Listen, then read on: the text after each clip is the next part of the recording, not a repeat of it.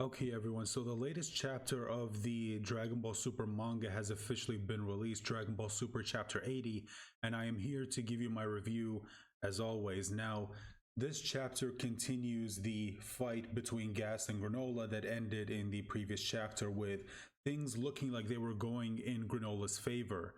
But this chapter, it seems like things are not actually going in Granola's favor, and we're going to get into all of that in this chapter. Now, there's two things that happen in this chapter. There's a part one and a part two. I'll quickly go over part one before I go into part two. Now, I did like part one more than I did part two, and I'll explain my reasons for that. So let's talk about part one. Now, part one is a continuation of the fight that ended in the previous chapter, like literally right at the end of the chapter. The fight continues, and just like in the previous chapter, Granolah does have the upper hand because while Gas may be stronger than him, Granolah has him beat in terms of skill, and that's what he's using to his advantage. But while this fight is happening, it cuts to Vegeta and Goku, where Vegeta comments that, or he comments after noticing that Gas is starting to get used to his new abilities, and he's also starting to memorize Granolah's abilities. And Vegeta makes the comment that Gas took too long, or excuse me, Granolah took too long. I always end up confusing the two, but Granolah ends up taking too long, and because of that, now Gas knows how Granolah's abilities work, and Granolah is going to be at a severe disadvantage if he doesn't end this quickly. Now, Granolah does end up using a technique where he uses the cloning ability that he used against Goku and Vegeta, where he splits himself into clones, and he basically lays a trap for Granolah where he distracts him and basically has him concentrate on the clones and then doesn't notice the real one. He does this move where he creates these clones, has Gas use these finger beams to trap all of them, and then Granolah, the real one, jumps in front of him, disables the clones, all the power goes back into him, and then lands this one deadly blow right into his chest, and then sends him flying all the way back. This was pretty damn cool. I actually cannot wait to see how this looks in the anime. I really can't wait. And speaking of that, I just want to comment real quick on just how good the art was in this chapter. Like seriously, Toyotaro is really improving as an artist. I know a lot of people have given him crap in the past for his artwork not being as good as Toriyama, and while I do 100% agree, I don't think he's on Toriyama's level, but he is getting better. Okay, you cannot deny that he is definitely getting better as an artist. So with that out of the way, this is where we get to part two, and this is where something happens that I personally am not a fan of, but again, I'm going to withhold judgment until the next chapter. So what ends up happening is Alex shows up and he asks Gas why he's losing, and Maki and Oil say that, because or Maki and Oil ask Alec whether or not he did make the right wish, and says, did you really make the wish to make Gas the strongest in the universe? Because why is he losing? And then Alex says, no, I did make the wish, but there's one problem. Gas is limiting himself, and so he ends up removing the thing that he was wearing on his forehead. I think it was a pendant or something. And then everyone else, Oil, Gas, Maki, they're all shocked, as to why Alec would do this. And then Maki makes a statement that I found very interesting. She says that when our people go crazy, it always ends up going badly.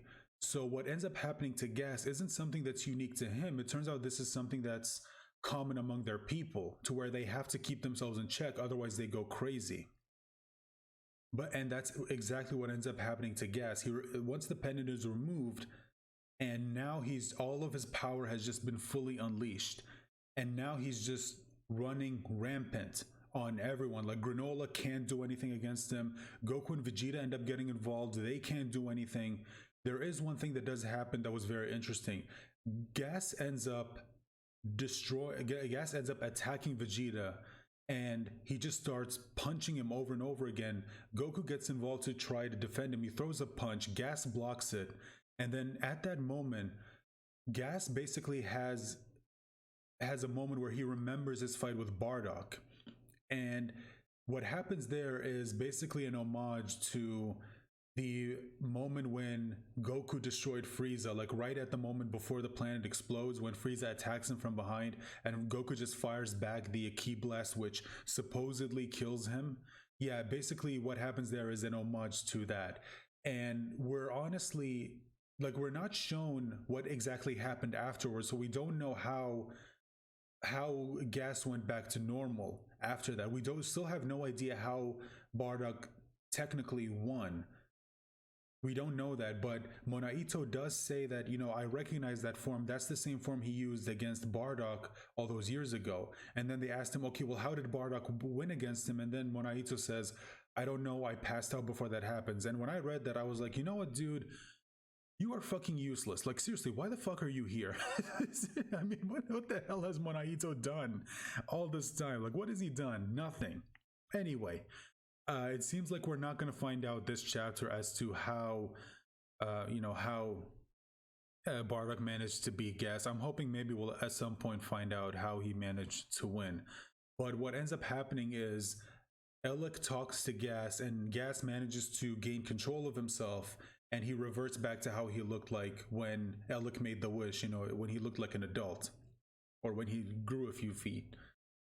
And it's assume that now he has 100% control of his power. Sorry if you can hear that in the background. There's a truck going by. Anyway, now he has 100% full control over his abilities. And this is the part that I honestly don't like, because, okay, now that Gas has 100% full access to his abilities, the same power that made Granolah just look like nothing, you know, as powerful as it was. So now Granolah has no advantage. Okay, he has no advantage. He can't keep up with Gas's power. I don't think that even if Goku and Vegeta get involved, they'll be able to do anything, because again, Goku and Vegeta themselves are not even at 100%. So I don't know what exactly they could do. So even if they join together with Granolah, like, I really don't see how they can do anything against him. And also this whole thing where, you know, removing the pendant gives him access to his full power. I just, for me, I don't like this because it just feels kind of contrived. Like, oh, he just happens to conveniently have more power, and, you know, removing the pendant just gives him access to it. And it's just, I don't know why they did this. Like, Gas was already powerful enough as it is.